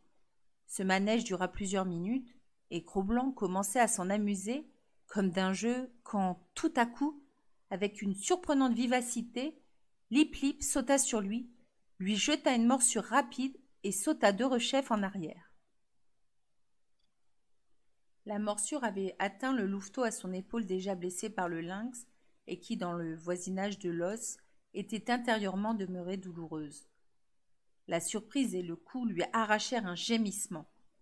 Mais l'instant d'après, en un bond de colère, il s'élança sur Lip-Lip et le mordit furieusement. Lip-Lip, nous l'avons dit, était déjà rompu au combat. 3 fois, 4 fois, une demi-douzaine de fois, ces petits crocs pointus s'acharnèrent sur Cro-Blanc, qui, tout décontenancé, finit par lâcher pied et par se sauver, honteux et dolent, près de sa mère en lui demandant protection. Ce fut sa première bataille avec Lip-Lip. Elle ne devait pas être la dernière, car de ce jour ils se trouvèrent en quelque sorte enneminés, étant chacun d'une nature en opposition perpétuelle avec celle de l'autre. Quicheux lécha doucement son petit et tenta de s'opposer à ce qu'il s'éloignât d'elle désormais. Mais la curiosité de Cro-Blanc allait toujours croissant. Oublieux de sa mésaventure, il se remit incontinent en route afin de poursuivre son enquête. Il tomba sur un des animaux hommes, sur Castor Gris, qui était assis sur ses talons, occupé avec des morceaux de bois et des brins de mousse répandus devant lui sur le sol. Le louveteau s'approcha et regarda. Castor Gris fit des bruits de bouche que Cro-Blanc interpréta non hostile, et il vint encore plus près. Femmes et enfants apportaient de nouveaux bouts de bois et d'autres branches à l'Indien. C'était évidemment là l'affaire du moment. Le louveteau s'approcha jusqu'à toucher le genou de Castor Gris, oubliant, telle était sa curiosité, que celui-ci était un terrible animal-homme. Soudain il vit, entre les mains de Castor Gris, comme un brouillard qui s'élevait des morceaux de bois et de la mousse. Puis, une chose vivante apparut, qui brillait et qui tournoyait, et était de la même couleur que le soleil dans le ciel. Cro-Blanc ne connaissait rien du feu. La lueur qui en jaillissait l'attira comme la lumière du jour l'avait, dans sa première enfance, conduit vers l'entrée de la caverne, et il rampa vers la flamme. Il entendit Castor-Gris éclater de rire au-dessus de sa tête. Le son du rire non plus n'était pas hostile. Alors, il vint toucher la flamme avec son nez, et en même temps, sortit sa petite langue pour la lécher. Pendant une seconde, il demeura paralysé. L'inconnu, qui l'avait guetté parmi les bouts de bois et la mousse, l'avait férocement saisi par le nez. Puis il sauta en arrière avec une explosion de glapissements affolés. « Kiss, kiss, kiss !» En l'entendant, Quiche se mit à bondir au bout de son bâton, en grondant furieuse parce qu'elle ne pouvait venir au secours du louveteau. Mais Castor-Gris riait à gorge déployée, tapant ses cuisses avec ses mains et contant l'histoire à tout le campement, jusqu'à ce que chacun éclatât comme lui d'un rire inextinguible. Quant à Cro-Blanc, assis sur son derrière, il criait de plus en plus éperdu. « Kiss, kiss !» Et seul abandonné de tous, faisait au milieu des animaux-hommes une pitoyable petite figure. C'était le pire mal qu'il ait encore connu. Son nez et sa langue avaient été tous deux mis à vif par la chose vivante, couleur de soleil, qui avait grandi entre les mains de Castor-Gris. Il cria interminablement, et chaque explosion nouvelle de ses hurlements était accueillie par un redoublement d'éclats de rire des animaux-hommes. Il tenta d'adoucir avec sa langue la brûlure de son nez, mais, se juxtaposant, les deux souffrances ne firent qu'en produire une plus grande, et il cria plus désespérément que jamais. À la fin, la honte le prit. Il connut ce qu'était le rire et ce qu'il signifiait. Il ne nous est pas donné de nous expliquer comment certains animaux comprennent la nature du rire humain et connaissent que nous rions d'eux. Ce qui est certain, c'est que le louveteau eut la claire notion que les animaux hommes se moquaient de lui et qu'il en eut honte. Il se sauva, non par suite de la douleur que ses brûlures lui faisaient éprouver, mais parce qu'il fut vexé, dans son amour-propre, de se voir un objet de raillerie. Et il s'enfuit vers Quicheux, toujours furieuse au bout de son bâton comme une bête enragée, vers Quicheux, la seule créature au monde qui ne riait pas de lui. Le crépuscule tomba, et la nuit vint. Cro-Blanc demeurait couché près de sa mère, son nez et sa langue étaient endoloris. Mais un autre et plus grand sujet de trouble le tourmentait. Il regrettait la tanière où il était né. Il aspirait à la quiétude enveloppante de la caverne, sur la falaise, au-dessus du torrent. La vie était devenue trop peuplée. Ici, il y avait trop d'animaux hommes, femmes et enfants, qui faisaient tous des bruits irritants, et il y avait des chiens toujours aboyants et mordants, qui éclataient en hurlements à tout propos et engendraient de la confusion. La tranquille solitude de sa première existence était finie. Ici, l'air même palpitait de vie, en un incessant murmure et bourdonnement dont l'intensité variait brusquement d'un instant à l'autre et dont les notes diverses lui portaient sur les nerfs et irritaient ses sens. Il en était crispé, inquiet et immensément las, avec la crainte perpétuelle de quelque imminente catastrophe. Il regardait se mouvoir et aller et venir dans le camp les animaux-hommes. Il les regardait avec le respect distant que met l'homme entre lui et les dieux qu'il invente. Dans son obscure compréhension, ils étaient, comme les dieux pour l'homme, de surprenantes créatures, des êtres de puissance disposant à leur gré de toutes les forces de l'inconnu. Seigneur et maître de tout ce qui vit et de tout ce qui ne vit pas, forçant à obéir tout ce qui se meut et imprimant le mouvement à ce qui ne se meut pas. Il faisait jaillir de la mousse et du bois mort la flamme couleur de soleil, la flamme qui vivait et qui mordait. Ils étaient des faiseurs de feu, ils étaient des dieux.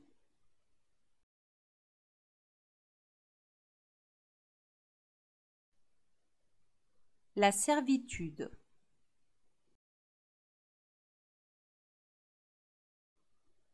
Chaque jour était pour Cro-Blanc l'occasion d'une expérience nouvelle. Tout le temps que Quicheux resta attaché à son bâton, il courut seul par tout le camp, quêtant, furetant, s'instruisant.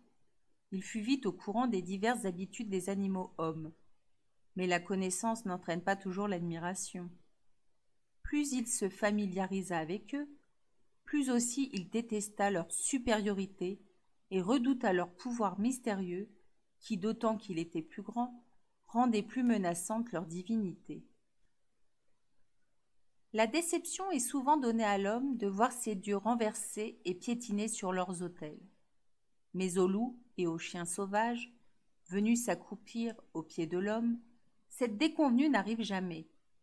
Tandis que nos dieux demeurent invisibles et surnaturels, les vapeurs et les brouillards de notre imagination nous masquant leur réalité, nous égarant comme des aveugles qui tâtonnent dans le royaume de la pensée en d'abstraites conceptions de toute puissance et de beauté suprême, le loup et le chien sauvage, assis à notre foyer, trouvent en face d'eux des dieux de chair et d'eau, tangibles au toucher, tenant leur place dans le monde et vivant dans le temps comme dans l'espace pour accomplir leurs actes et leurs fins.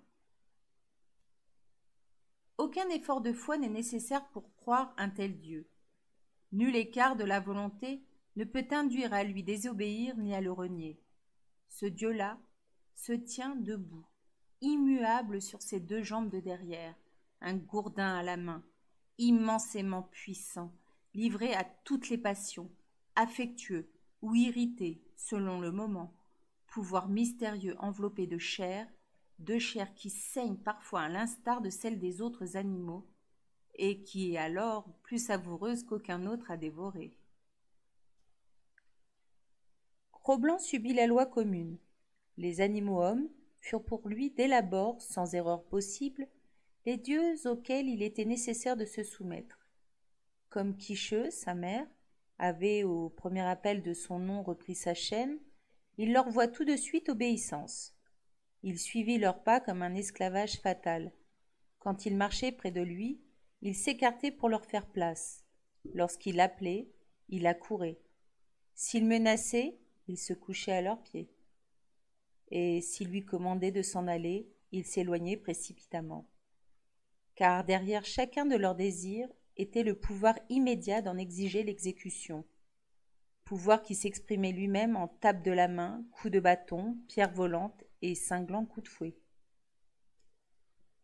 Il appartenait aux animaux hommes comme tous les chiens du campement leur appartenaient. Ses actions étaient à eux, son corps était à eux, pour être battu et piétiné, et pour le supporter sans récrimination. Telle fut la leçon vite apprise par lui. Elle fut dure, étant donné ce qui s'était déjà développé dans sa propre nature, de force personnelle et d'indépendance.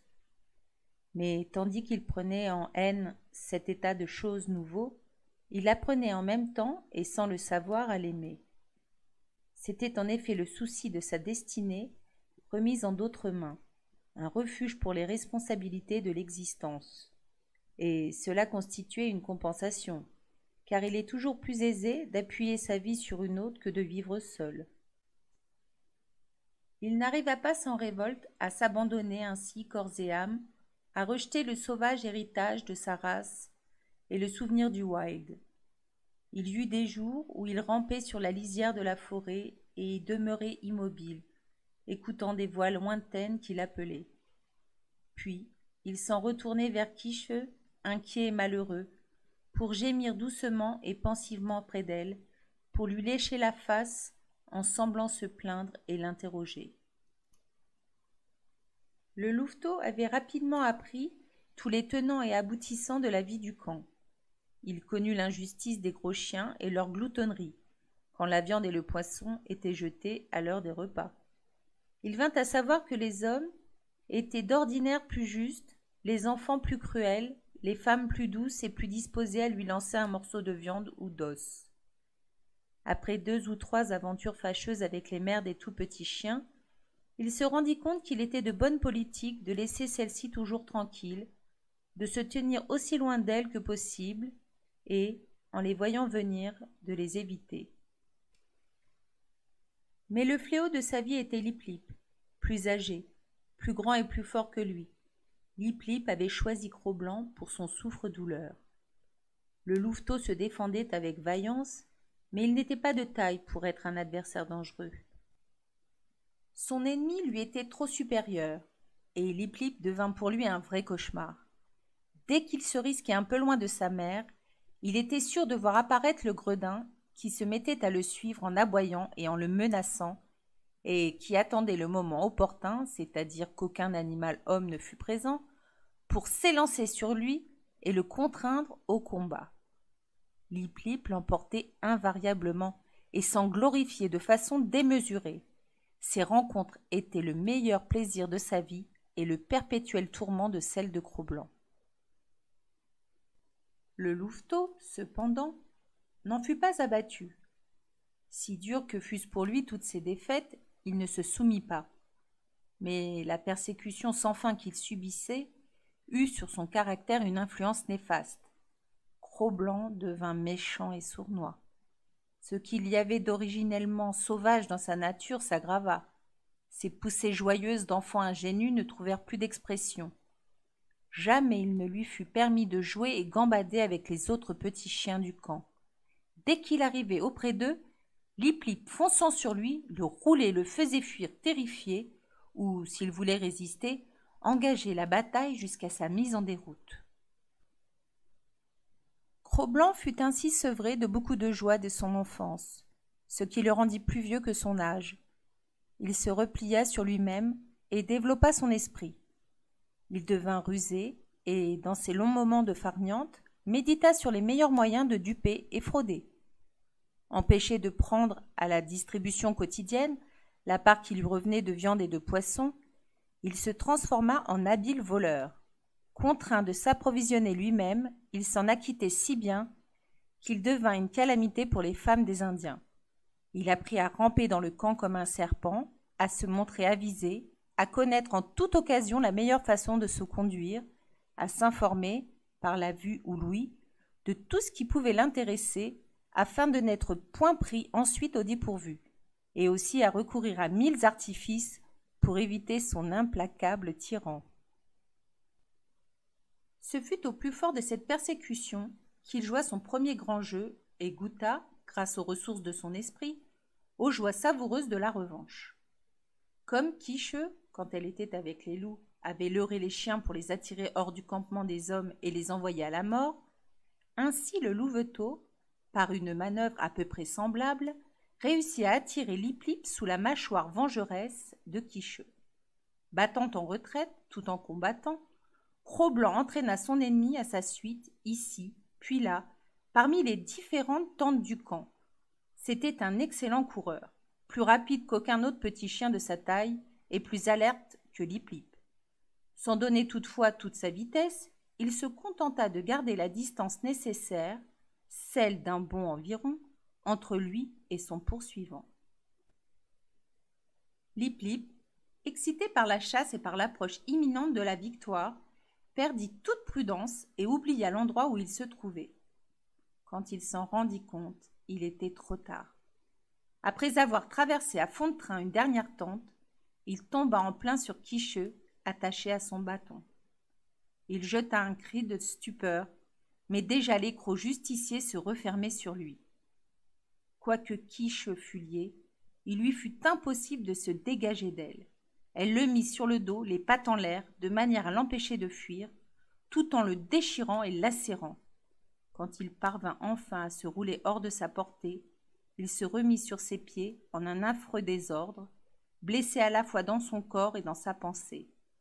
Sa fourrure pendait autour de lui en touffes humides que les dents baveuses de la louve avaient tordues. Il demeura là où il s'était relevé et, ouvrant largement sa petite gueule, éclata en une longue et lamentable plainte de chien battu. Mais il n'eut pas le temps d'achever sa lamentation.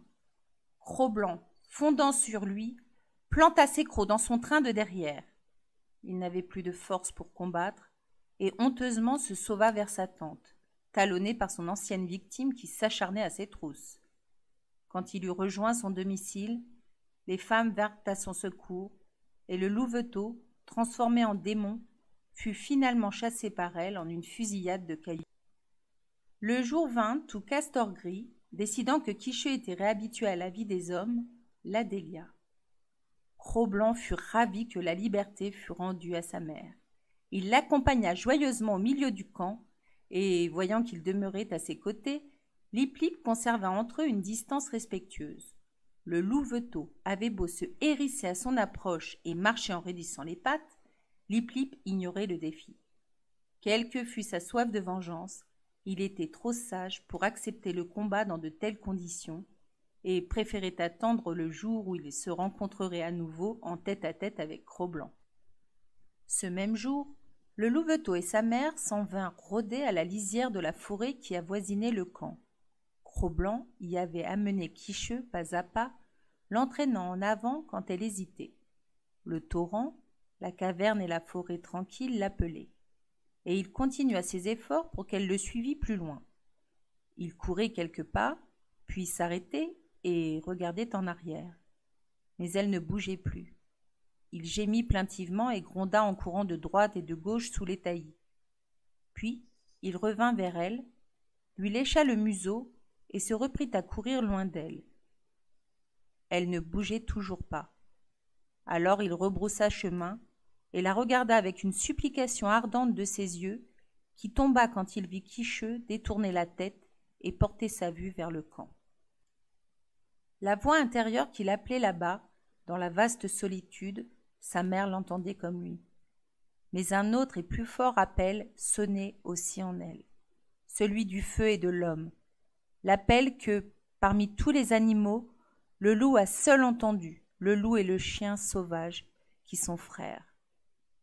Quicheu, s'étant tourné, se mit à trotter lentement vers le camp. Plus solide que le lien matériel du bâton qui l'avait attaché, était sur elle l'emprise de l'homme. Invisible et mystérieux, les dieux la maintenaient en leur pouvoir et refusaient de la lâcher. Cro-Blanc se coucha sous un bouleau et pleura doucement. L'odeur pénétrante des sapins, la senteur subtile des bois, imprégnaient l'atmosphère et remémoraient au louveteau son ancienne vie de liberté, avant les jours de servitude. Mais plus que l'appel du wild, plus que celui de l'homme, l'attirance de sa mère était puissante sur lui, car il était encore bien jeune. L'heure de son indépendance n'était pas arrivée. Il se releva désolé et trotta lui aussi vers le camp, faisant halte une fois ou deux pour s'asseoir par terre, gémir et écouter la voix qui chantait au fond de la forêt. Le temps qu'il est donné à une mère de demeurer avec ses petits n'est pas bien long dans le wild. Sous la domination de l'homme, il est souvent plus court encore. Ainsi en fut-il pour Cro-Blanc. Castor Gris se trouvait être le débiteur de Trois Aigles, qui était sur le point d'entreprendre une course du fleuve Mackenzie au grand lac de l'Esclave. Une bande de toile écarlate, une peau d'ours, 20 cartouches et Quicheu remboursèrent sa dette. Le louveteau vit sa mère emmenée à bord de la pirogue de Trois Aigles et tenta d'aller vers elle. Un coup qu'il reçut de l'Indien le repoussa à terre. La pirogue s'éloigna. Il s'élança dans l'eau et nagea à sa suite, sourd aux cris d'appel de Castor Gris. Dans la terreur où il était de perdre sa mère, il en avait oublié le pouvoir même d'un animal homme et d'un dieu. Mais les dieux sont accoutumés à être obéis, et Castor Gris, irrité, lança un autre canot à la poursuite de Cro-Blanc. Après l'avoir rejoint, il le saisit par la peau du cou et l'éleva hors de l'eau. Il ne le déposa pas d'abord dans la pirogue.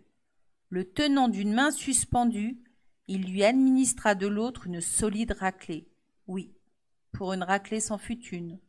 Lourde était la main. Chaque coup visait à blesser, et les coups pleuvaient, innombrables. Frappé tantôt d'un côté et tantôt d'un autre, Cro-Blanc oscillait en avant, en arrière, comme un balancier de pendules frénétiques et désordonnées. Les impressions qu'il éprouva furent diverses. À la première surprise succéda l'effroi, pendant un instant, au contact répété de la main qui le frappait. Mais la peur fit bientôt place à la colère. La libre nature du louveteau prit le dessus. Il montra les dents et osa gronder à la face du dieu courroucé. Le dieu s'en exaspéra davantage. Les coups redoublèrent, plus rudes et plus adroits à blesser. Castor gris continuait à battre, Cro-Blanc à gronder.